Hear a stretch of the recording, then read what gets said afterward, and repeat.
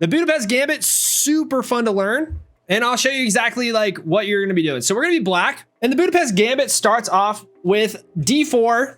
And you go knight f6 like you're going to do the King's Indian. White can go with the Queen's Gambit here. And then you can go with e5. And so this starts off the Budapest Gambit. White should always take this pawn because throughout most of the Budapest Gambit, they're going to be up a point.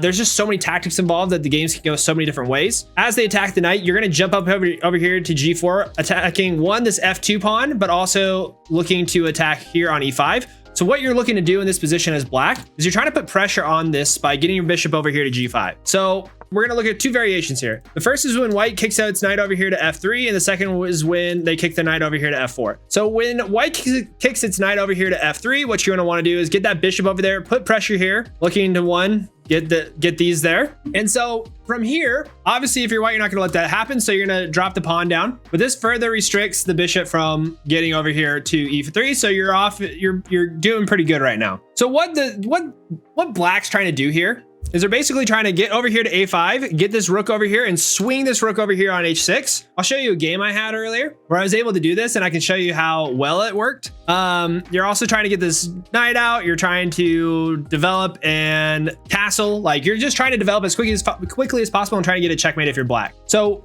white goes e3 here. We go knight to c6. They go knight to c3. And you want to castle. You don't want to quickly jump up to a5 because a4 is such a good move for the knight.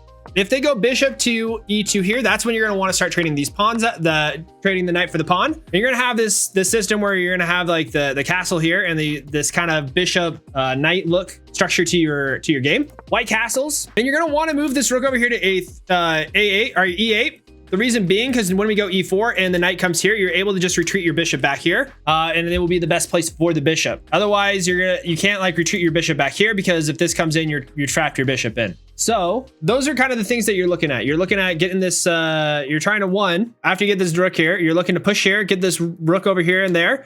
You're trying to push up your pawn here to d6, getting your queen over here to h4, getting this bishop over here to f5. You're trying to get your pieces out and you're trying to be attacking as quickly as possible. So actually, let me show you. Let me see if I can find the game that I had where so this is the game. So let's go over here. But this is where I was as white. All right, I'm black here.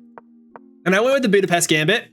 And so he went with the knight over here on f3 right away. I brought the bishop out. This is all very much looking like the book from what I showed you.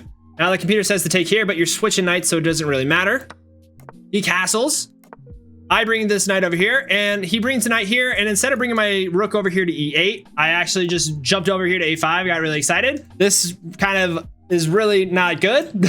So it's good he didn't see that. Instead, he posted over here to b3. I got my rook over and I'm now aiming at the king.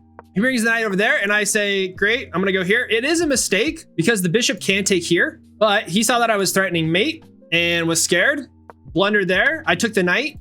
He goes to attack my queen. I took the bishop. He took there, and I had mate in 2, but I went mate in 4 instead because after taking this, the king can no longer escape here, and you have mate on the next move. So that was my Budapest Gambit game. It wasn't the prettiest, but I kind of followed the main tenets of the opening, and it led to a win. So I'm going to show you one more, and it's the Rubinstein variation. So the Rubinstein variation. So we get into our Budapest Gambit here. And the Rubinstein is characterized by, let's flip this around. Once you get the knight out here, instead of bringing the knight over here to f3, you're bringing the bishop over here to defend this pawn over here on f4. Now, the way that you attack this is you do the unorthodox g5, which looks kind of insane if you're trying to play like structural chess. The bishop's going to retreat because the queen is guarding that pawn, so you don't want to take it. You then develop the knight out. And then you just keep putting this pressure over here on this pawn. So we're trying to win the battle for this. So you're going to bring the bishop over here to g7. And I mean, in Grandmaster games, they're going to push over here to h4. But you're going to want to trade off this pawn and kind of push up here. And what you're looking to do from here is you're trying to develop your c8 bishop. You're trying to castle. And you're trying to push this f4 pawn up the board as quick as possible to just kind of pawn storm on the king side. So like, you can see here, this is exactly what you did. You got the bishop over here on e6, castled, and then after you push this pawn over here to c6 to stop this knight move here, and then you push the f4 pawn, and then you just attack. And so that's like the book move for the Rubinstein variation. Those are the two variations that I kind of had the time to look at today. But I think that's all you're really going to need to start off with the Budapest Gambit. If you like that video, please like the video and subscribe to the YouTube channel. Drop a comment below to let me know what opening I should do next. Our next opening video will be here, and we'll see you next time. Goodbye.